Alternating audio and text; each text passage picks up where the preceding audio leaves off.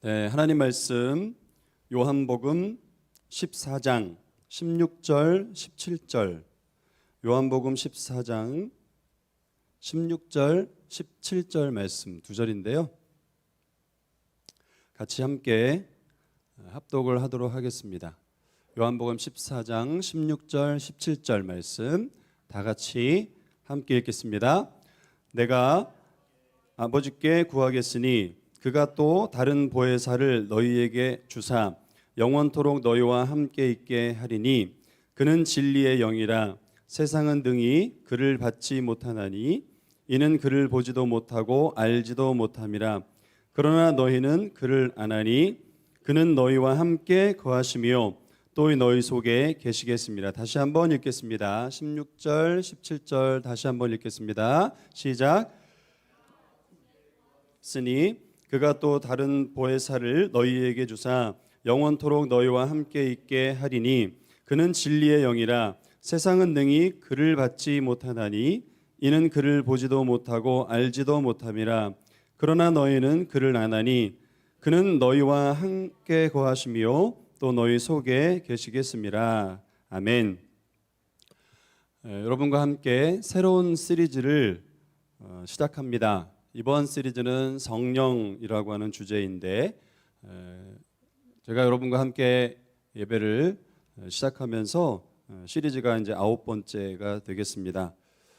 9가지의 대주제를 가지고 여러분과 함께 나누었는데 그 중에 기억하는 게 몇 가지가 있을지 안 물어볼게요. 제가 상처받으니까 아무것도 기억을 안 하리라고 생각을 하고 있기 때문에 다시 한번 돌려도 되지 않을까 이런 생각을 하고 있습니다.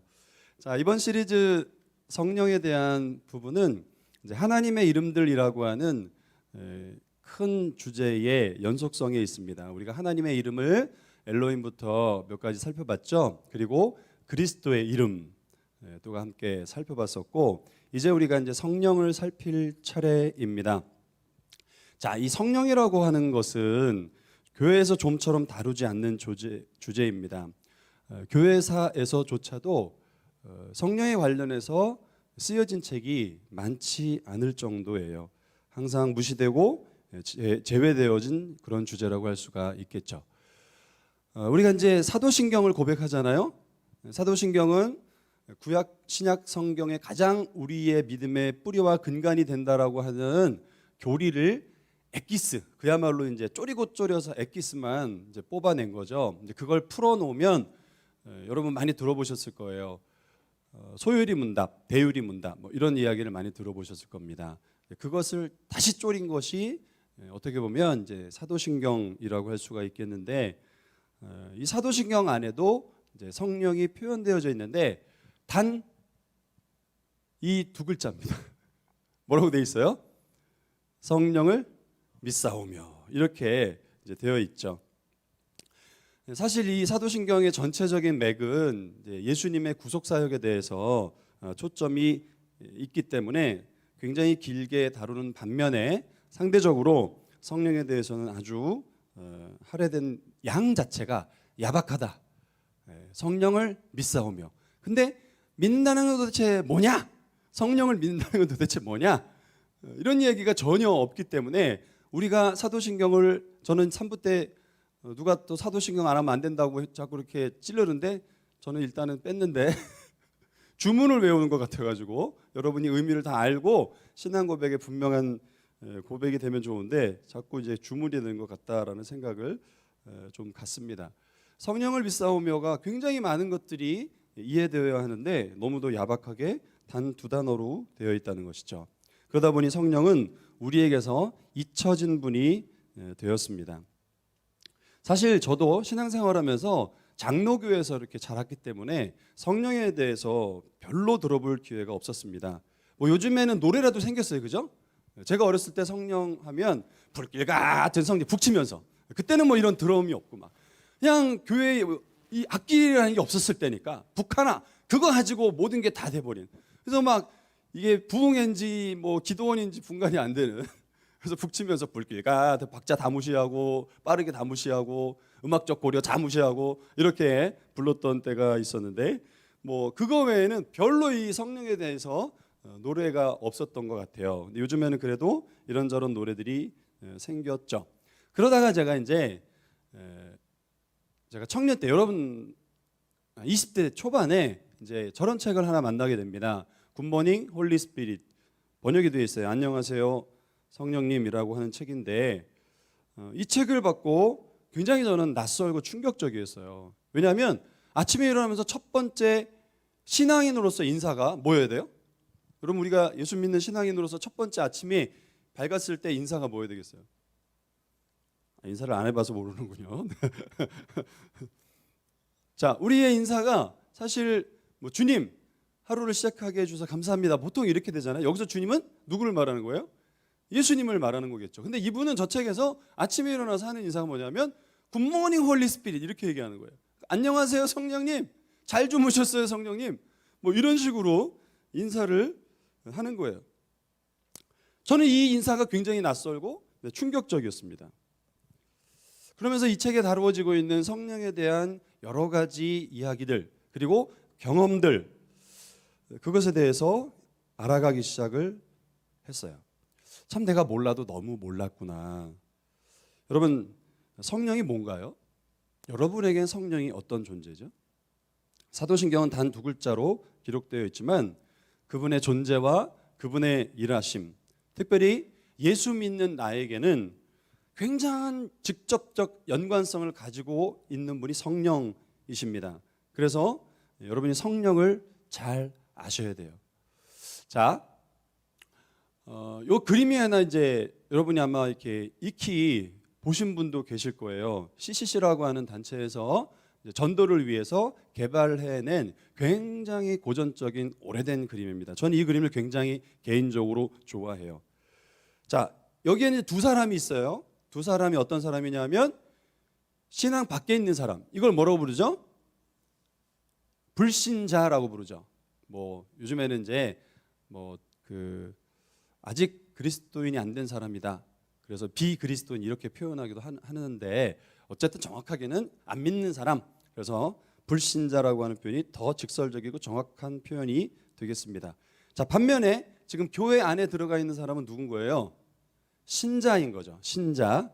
자, 이것에 대해서 여러분은 어느 쪽에 서 있는지를 스스로 한번 생각해 보셔야 됩니다. 나는 어느 쪽에 서 있는 사람인가? 예수 믿었어요? 여러분? 예수님을 나의 구주, 나의 하나님으로 영접하고 분명하게 믿었습니까? 마스크를 쓰고 있어가지고 내가 아멘을 한 건지 안 한지를 알 수가 없어. 대답이라도 크게 하세요. 대답을 작게 하면 이 마스크가 가려가지고 안 보이거든. 자, 여러분 예수 믿은 사람들입니까? 네, 예수 믿은 사람이면 어느 쪽에 속하겠어요? 당연히 하우스 안에, 교회 안에 들어가 있는 사람일 것입니다. 자, 그런데 이 그림이 보여주는 것은 불신자는 지금 상태가 어떠냐? 영적인 피폐함 상태 가운데 있는 거죠. 그래서 삶이 복잡하고 자기가 주인 되어서 살아가는 사람의 모습을 저 동그라미들이 표현하고 있어요. 오늘 설교 이제 성령에 대해서 교리이기 때문에 잘 들으셔야 됩니다. 정신 바짝 차리고 교리를 했다. 그 피드백이 별로 안 좋았어.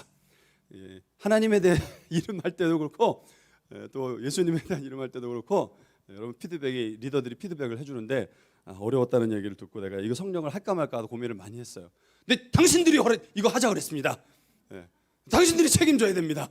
내가 분명히 다른 거 하려고 그랬는데 당신들이 하신다 그랬으니까 여러분이 책임지세요. 졸면 리더들 죽었어.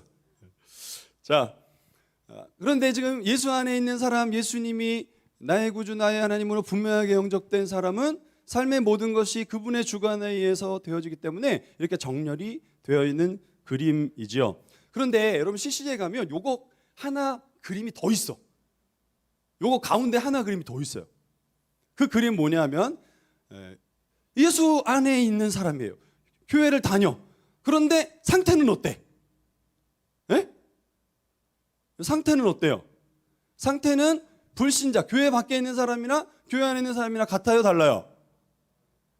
지금 상태가 똑같단 말이죠. 분명히 교회 안에 있어. 그런데 상태는 교회 밖에 있는 불신자나 같더라. 이게 도대체 어떻게 된 일이냐? 자, 여러분 보세요. 이 가운데 있는 사람을 가리켜서 뭐라고 그러냐면 육의 사람이라고 불러요. 육의 사람. 자, 반대로 그러면 어떤 사람이 있겠어요? 영의 사람이 있겠죠. 그래서 예수 그리스도가 나의 주 나의 하나님으로 온전하게 고백되어진 사람이지만 육의 사람이 있고 그 반대로 영의 사람이 있다는 거예요. 자, 또다시 여러분에게 질문 드립니다. 여러분은 육의 사람이에요? 영의 사람이에요? 어디에 여러분이 위치하고 계셔야 할까요? 사실 교회 다니는 사람은, 신앙인은 정확하게 여러분이 예수님을 나의 구주 나의 하나님으로 영접한 사람이라면 이 그 하우스 안에 있는 두 그림 사이에서 굉장히 왔다 갔다 하는, 여기 갔다가 저기 갔다 하는 그런 상태에 있습니다. 그게 우리의 신앙인의 상태예요. 그래서 오늘 여러분과 성령 이 주제를 네 가지를 다룰 텐데, 바로 요 왔다 갔다 하는 문제를 우리가 다시 왔다 갔다 하지 않고 정확하게 영의 사람으로 살아가는 삶이 어떤 것이냐, 여기에 우리 목표점이 이번 시리즈에 있다 할 수 있겠습니다. 여러분, 이거 굉장히 중요한 문제예요. 영의 사람이라는 것이 무엇이냐. 교회를 다니는데도 성령을 모르는 사람은 육의 사람이 될 가능성이 많습니다. 아니, 실제로 그 사람은 육의 사람이에요. 굉장히 불쌍한 사람입니다. 교회를 다녀요? 그런데 세상 사람과 비교해서 비교되어야 하는데 똑같은 상태 가운데 있는 사람이 있는 거죠. 앞에 나와서 찬양을 해요. 악감정 없습니다. 우리 찬양팀에게 제가 얘기하는 게 아니고, 어느 교회에 찬양을 하는데 노래예요. 찬양이 아니야. 그리스도가 높임을 받으셔야 되는데 자아도취에 빠져 있는 사람이 있어요. 찬양하면서 주님의 영광을 드러내는 시간인데 자기가 영광을 취하는 사람들이 있습니다. 무서운 거예요. 리더들도 마찬가지입니다. 목사도 마찬가지예요. 영이 없는, 영의 지배를 받지 않는 육의 목사들이 있다는 거죠. 육의 그리스도인들이 있다는 거예요. 얼마나 이것이 무서운 일인지 모릅니다.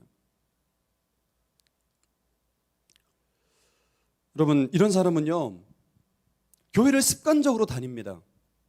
생명력이 없이 습관적으로 다녀요. 습관이라는 게 뭐예요? 안 하면 찜찜한 거지. 안 하면 찜찜한 거예요. 책임감으로 교회를 다닙니다. 이게 뭘까? 책임감으로 교회 다닌다는 게? 아마 해당이 되는 사람은 알 수도 있을 거예요. 안 가면 안 되는 그 책임감, 내가 맡은 그 일을 하기 위한 책임감. 찬양팀을 안 하면, 찬양팀을 내려놓으면 그 다음부터 교회를 안 넣어. 그 다음부터 청년부를 안 나와. 그래서 그 자리에 내가 갖다가 놓는 사람이 우리 교회는 없는데 옛날에 있었습니다. 내가 그렇게 안 살라고 결심을 한 사람이에요. 책임감으로 교회를 다녀요. 책임감으로. 교사를 맡았기 때문에 교회를 가는 거죠. 또 강제로 교회를 다녀요. 강제로 교회 다니는 게 뭐예요? 여러분 나이 때면 되면 가장 큰 로망은 무엇이냐? 부모님으로부터 빨리 벗어나는 것. 자, 정신 차리고. 네.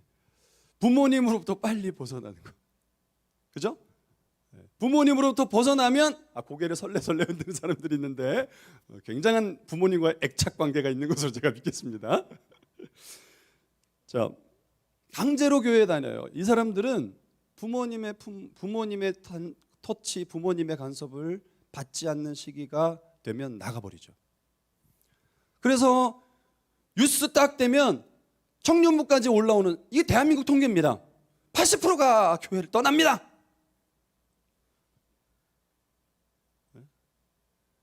교회를 떠납니다. 이건 뭐예요? 강제로 교회를 다닌 거죠.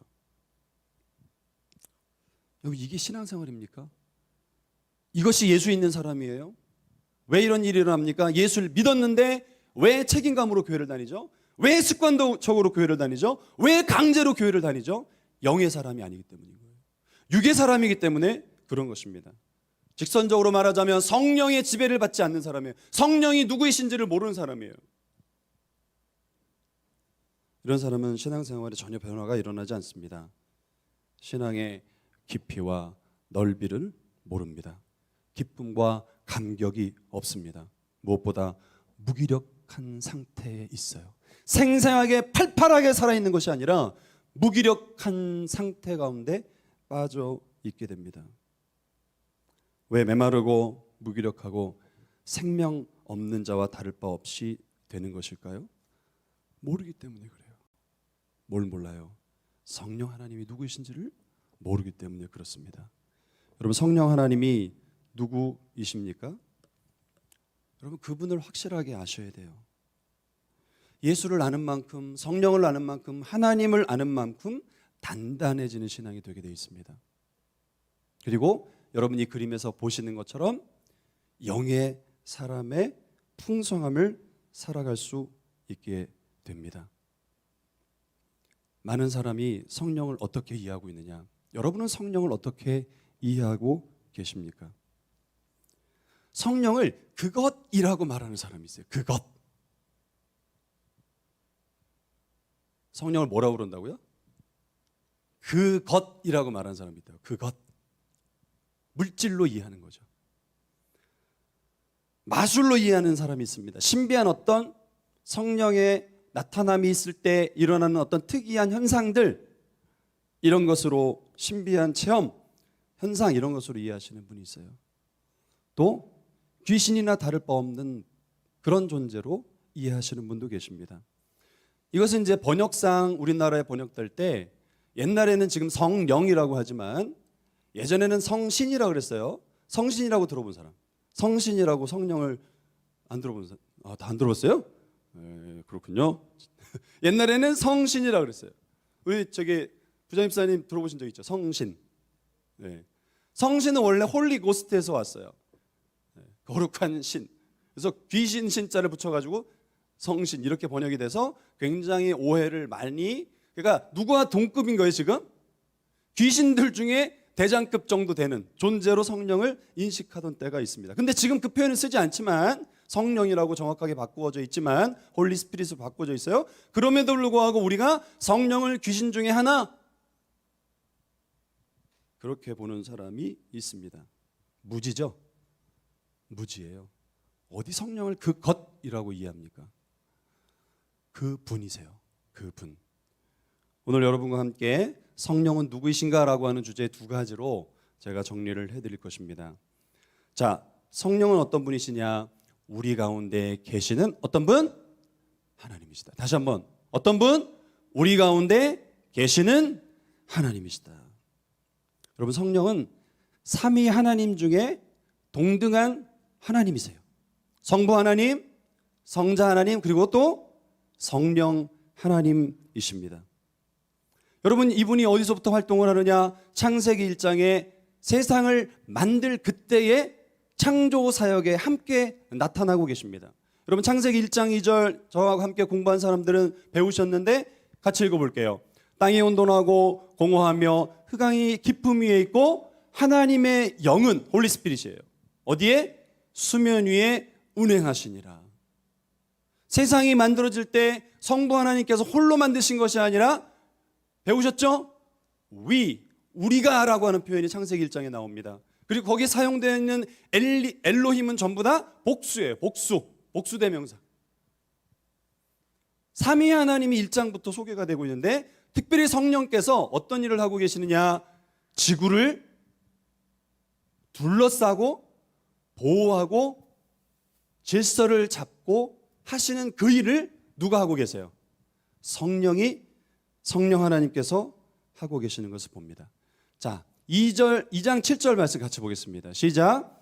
여호와 하나님이 땅의 흙으로 사람을 지으시고 생기를 그 코에 불어넣으시니 사람이 생명이 되리라.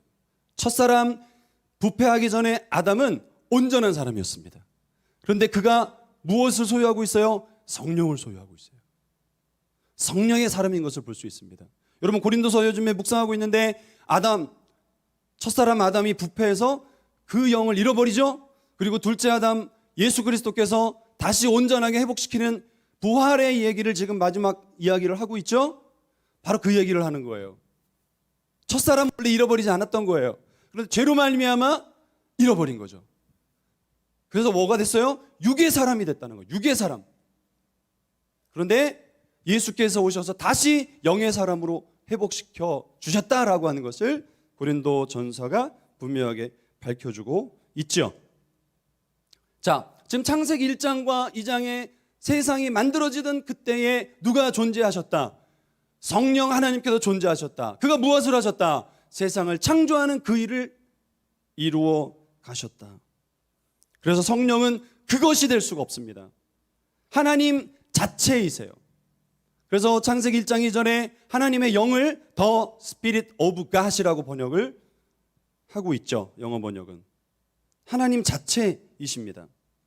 삼위일체는 다른 교회 여러분과 함께 나누게 될 거예요. 신비한, 우리의 이성과 우리의 경험으로는 이해될 수 없는, 어거스틴은 그래서 그것을 평생 연구했는데도 모르겠다라고 하는 주제가 믿자 그냥, 이게 삼위일체입니다. 자, 그런데 예수님과 함께 더불어서 삼위일체이신 분이 누구라고요? 성령 하나님이시라는 것입니다. 그래서 이왕이면 성령보다는 성령 하나님 이렇게 표현하는 것이 조금 더 좋겠다라고 여러분에게 권면을 드려요. 그 성령 하나님께서 세상이 창조될 때 지구의 수면을 운행하시고 그 무한한 능력으로 지구를 보호하고 계셨다는 거예요. 여러분, 이것이, 이 말씀이 여러분의 눈, 이 성경을 읽는 여러분의 눈으로 깨달아지는 것이 아니라 여러분의 영으로 깨달아지기를 바랍니다. 저는 이것을 처음 깨달았던 때가 언제냐 하면, 제가 대학 때 신학교 다니면서 지하철을 타고 가던 중에 이 창세기에 대한 해설, 이재영이라고 하는 박사님께서 쓰신 책을 보고 있었어요. 그런데 이 2절을 보다가, 1장 2절을 보다가 제 눈에 이 말씀이 확 들어오는 거예요. 많이 읽었어. 그런데 그날 저에게 유독이 이 말씀이 내 내면 세계로, 이걸 레마의 말씀이라고 그러죠. 내 내면 세계로 뚫고 들어오기 시작을 했어요. 아직 미완성인 지구, 암탉이 새끼를 보호하는 것처럼 그렇게 품고 계시는 모습이 상상이 되고 그 모습이 제 안에 담겨지기 시작한 거예요. 그러면서 그 전철에서, 그 지하철에서 눈물이 왈칵 쏟아지기 시작을 했어요. 여러분 아시죠? 서울은 지옥철인 거, 막 사람들이 얼마나 많은지. 그런데 주체할 수 없이 눈물이 막 흐르는 거예요. 왜 눈물이 흘렀을까요? 왜 제가 눈물이 펑펑 그렇게 사람들이 있는데도 불구하고 주체할 수 없이 막 흘렀던 것일까요? 그 성령, 하나님의 신, 그분이 지금 어디 계시는 거예요? 그렇죠. 그분이 내 안에 들어와 계신 거예요. 내 안에 들어와 나를 사로잡고 계신 거예요. 여러분, 고린도전서 3장 16절 말씀을 같이 한번 보도록 하겠습니다. 고린도전서 3장 16절, 큐티 안 하는 것들은 회개할지어다. 이게 지나갔거든. 자, 안 하는 거 내가 다 알아. 요즘에 내가 큐티 강의까지 해줬는데 코로나가 뭐라고 큐티까지 잊어버리고 해야 돼. 승일이 인터넷 세계로에 지금 나랑 약속하세요. 하세요. 답을 안 해요. 명문이 하세요. 큐티라는 게 있어요. 자, 같이 읽겠습니다. 고린도서 3장 16절 시작. 너희 몸은 너희가 하나님께로부터 받은 바 너희 가운데 계신 성령의 전인 줄 알지 못하느냐? 너희는 너희 자신의 것이 아니니라. 여러분, 놀랍지 않습니까? 내가 뭐라는 거예요? 성령의 전이라는 거예요. 이 건물 따위가 성령의 전이 아니고, 저는 예전에 어떤 교회도 자랐느냐면 강대상엔 목사님 외에는 올라가면 안 되는 그런 데도 자랐어요. 왜냐? 거룩한 장소라는 거지 여기가. 여러분들 막 못 올라오는 사람은 그거 잘못된 신앙입니다. 건물이에요. 건물입니다. 누가 성령의 전이에요? 뭐가 성령의 전이에요? 성령이 거하시는 장소, 그것이 성령의 전인데 고린도전서 뭐라고 그러고 있어요?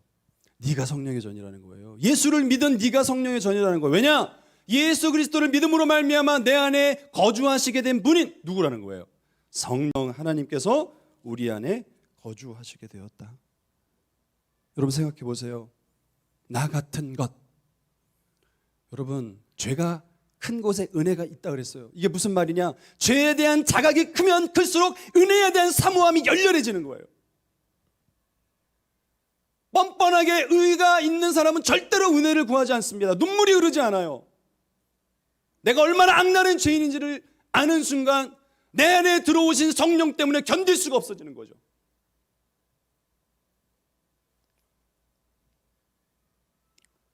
정말 보잘것없는 나, 죄악 덩어리인 나, 하나님을 항상 거역하는 나, 그 보잘것없는 내 안에 들어오셔서 나와 함께 거주하시는 분이 누구라고요? 성령 하나님이시라는 거죠. 내가 누구예요? 성령 하나님이 거주하시는 바로 그 사람이라는 거예요. 그런데 그분이 내 속에 들어와서 하시는 일이 뭐냐? 이제 이것을 앞으로 자세하게 여러분과 풀어갈 것이긴 한데, 특별히 그분이 하시는 가장 놀라운 일은 나를 지키시는 거예요. 지구를 그렇게 지키듯이 나를 지키시는 거예요. 그런데 이 나를 지키신다는 것은 전염병으로 지키시는 게 아닙니다. 망하는 것을 지키시는 게 아니에요. 이것은 예수님의 십자가로 이루신 구원, 내가 갖고 있는 생명, 이것을 잃지 않도록 보존하시는 분이 누구이시냐? 성령 하나님이시라는 거예요. 여러분, 내가 깨끗하게 살았기 때문에 그분이 내 안에 거주하시는 것이 아닙니다. 그분이 내 속에 거주하시는 것이다.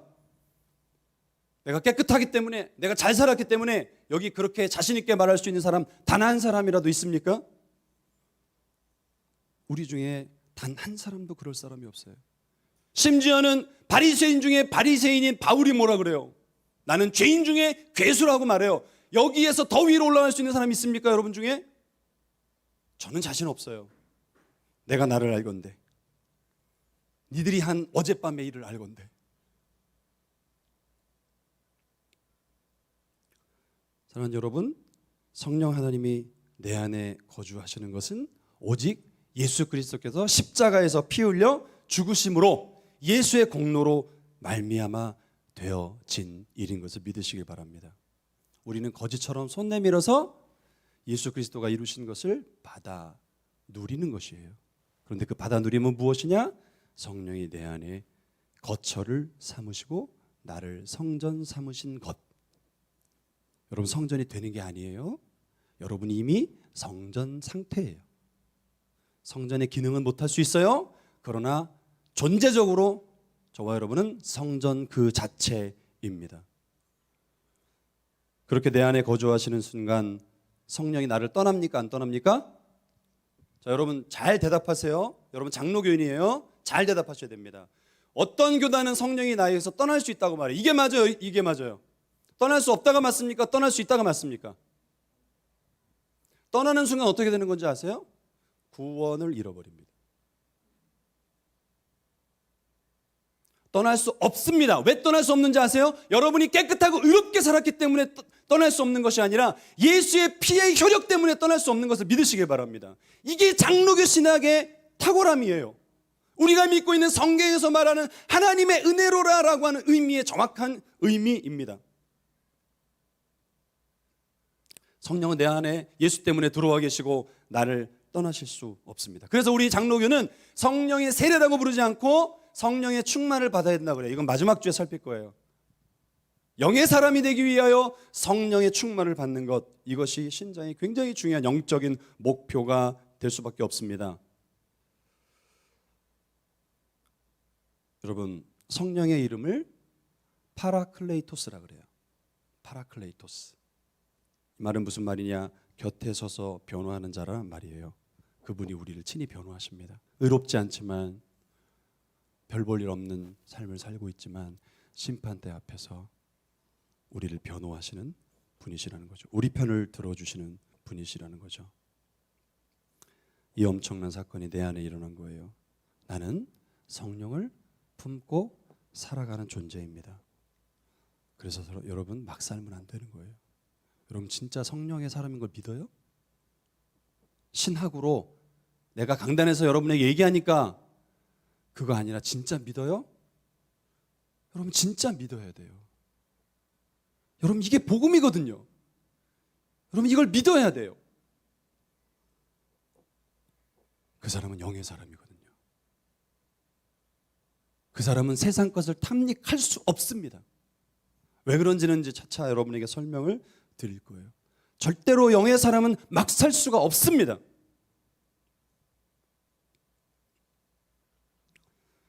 여러분 왜 그러느냐?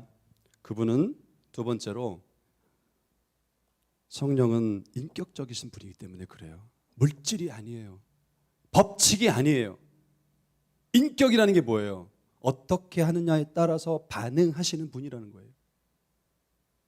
여러분, 그것에는 인격이 있습니까? 없습니까? 그것에는 인격이 있어요? 없어요? 인격 없습니다. 우리가 신이라고 만드는 것들, 그것들에게 인격을 붙였어요. 그죠? 그게 만들어진 신들인 거예요. 만들어진 신들. 그러나 그것은 분명히 그것들이에요. 돌이에요. 나무 조각이에요. 거기에는 인격이라는 게 존재하지 않습니다. 그냥 사람에 의해서 사람이 만든 신일 뿐이에요. 그러나 사람을 만든 신은 인격이 있으십니다. 하나님이 인격이 있으세요. 예수님이 인격이 있으세요. 성령도 인격이 있으십니다. 큰일 났네.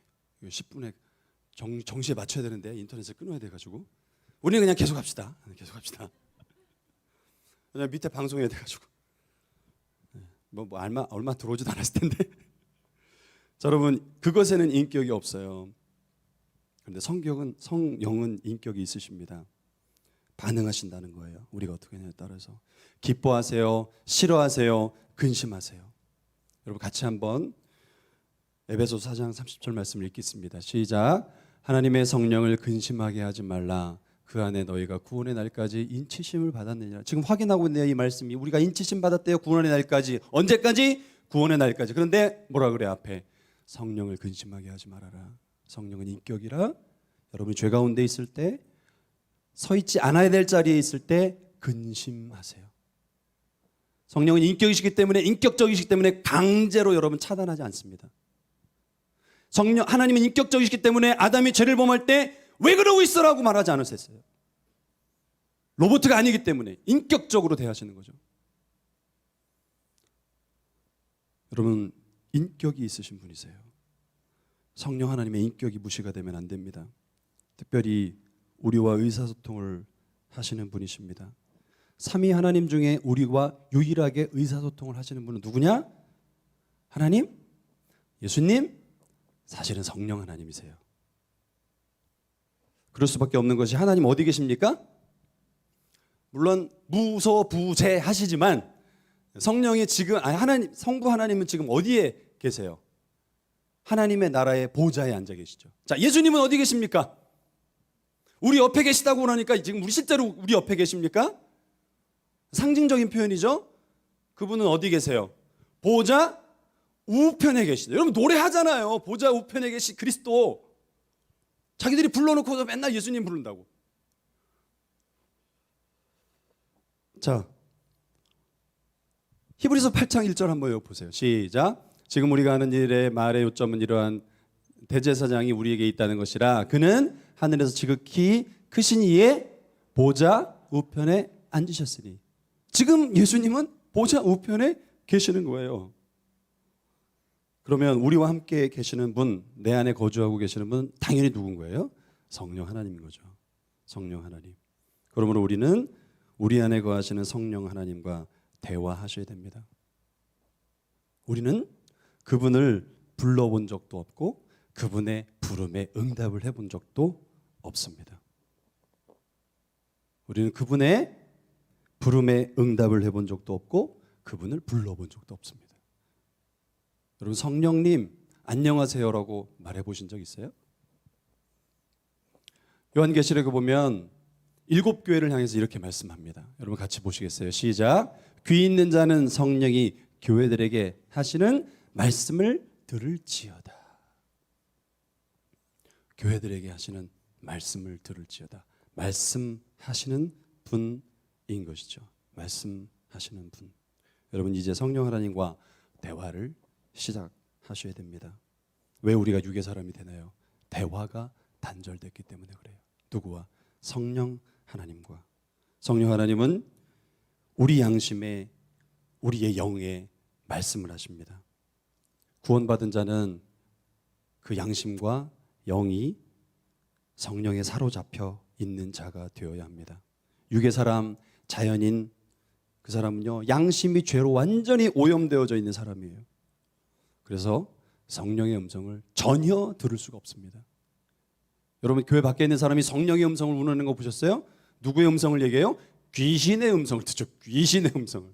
근데 되게 웃기는 거는 귀신의 음성을 들으면 영적인 존재인 성령의 음성도 들려야 돼, 안 들려야 돼요? 못 듣습니다. 이게 안 들린다니까? 들을 수가 없는 거예요. 귀신의 소리는 들으면서. 이게 귀신 곡할 노릇인 거지. 이게 귀신 곡할 노릇인 거예요. 자연인은 절대로 죄로 오염돼서 성령의 음성을 들을 수 없습니다. 더욱이 우리 영에 말씀하시는 것을 이해하지 못합니다. 그런데 우리는 그 음성을 들을 수 있는 사람들이에요. 다만 내가 안 들을 뿐인 거죠. 내가 관심이 없을 뿐인 거죠. 내가 차단하고 있을 뿐인 거죠. 여러분, 베닌 목사님처럼 아침에 일어나면 안녕하세요 성령님, 오늘 제가 어떻게 할까요? 성령님, 이 문제가 어떻게 되어지기를 원하세요? 상의해 보세요. 그분은 그분의 음성을 여러분에게 주실 것입니다. 어떻게 주시는지는 제가 다른 기회에 말씀을 드릴 거예요. 여러분, 성령님과 대화를 시작하는 시작점이 안녕하세요 성령님일 거예요. 다 같이 한번 시작. 안녕하세요 성령님. 여러분의 마음을 진지하게 담아서 한번 해보세요. 다시 시작. 안녕하세요 성령님.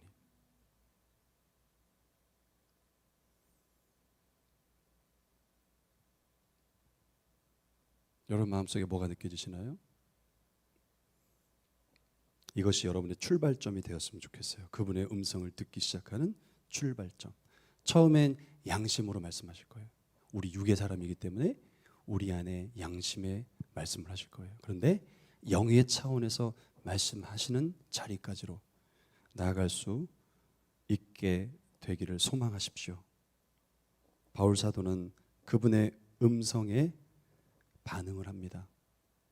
그래서 가지 말라고 하면 가지 않고요, 가라고 하면 가요. 이게 영의 사람인 거죠. 바울은 이렇게 말합니다. 로마서 8장 14절 말씀 이것만 읽고 마칠게요. 무릇 하나님의 영으로 인도함을 받는 사람은 곧 하나님의 아들이다. 여러분이 하나님의 딸이라며요. 여러분이 하나님의 아들이라면서요. 그런데 하나님의 영으로 인도함을 못 받는다고요? 하나님의 아들이 아니든지 아니면 아들로서의 영광과 아들로서의 특권을 포기한 것이든지 둘 중에 하나일 것입니다. 그 인격적이신 성령의 음성, 때로는 우리에게 부드럽게 책망을 하시기도 하고, 때로는 근심하시기도 하고, 때로는 기뻐하시기도 하십니다. 이게 바로 성령의 교통이에요. 성령의 교통. 교회만 다니는 사람이 되지 마십시오. 하나님의 영이 함께하는 그 은혜의 경험자가 되시기를 바랍니다. 성령은 절대 그것이 아닙니다. 몰라서도 무시해서도 되지 않습니다. 나를 지키시는 엄청난 은혜를 누리고 대화를 통해서 성령과 교통의 그 은혜를 저와 여러분이 누리게 되시기를 축복합니다. 아멘. 자, 우리 같이 찬양하죠. 예수님께서 오늘 우리가 요한복음 14장에 보면 그런 약속을 주시잖아요. 내가 보좌 우편으로 가지만 누구를 보내신다 그래요? 너희를 고아처럼 버려두지 아니하고 나의 또 다른 보혜사, 너희를 위한 보혜사 성령을 너희에게 아버지께 구해서 보낸다. 여러분 혼자 사는 사람이 아닙니다. 여러분 이 땅 가운데 절대 외로워하면 안 되는 사람이에요. 어디 신자가 외로움을 겪습니까? 그건 내가 누구인지를 모르는 거예요. 누가 내 안에 계신지를 모르는 거예요. 성령이 우리 안에 있다고요. 내 안에 거주하시고 점령하고 계시다고요. 허무한 시절,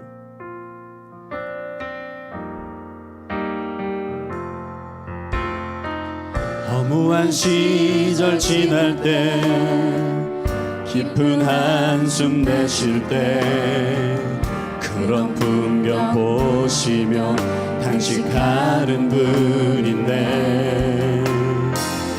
고와 같이 너희를 버려두지 않으리. 내가 너희와 영원히 함께하. 자, 2절입니다. 억눌린 자 갇힌 자. 억눌린 자 갇힌 자, 자유함이 없는 자, 피난처가 되시는 성령님 계시네. 주의 영이 계신 곳에 참 자유가 있다네.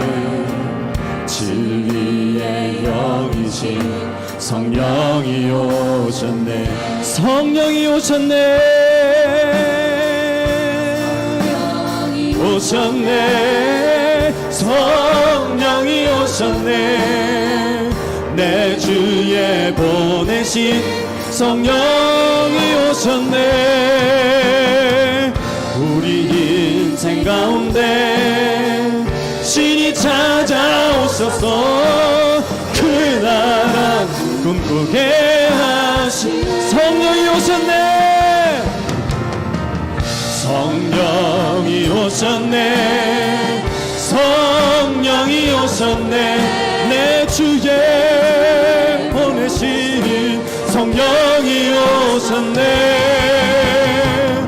우리 인생 가운데 신이 찾아오셔서 그 나라 꿈꾸게 하신대.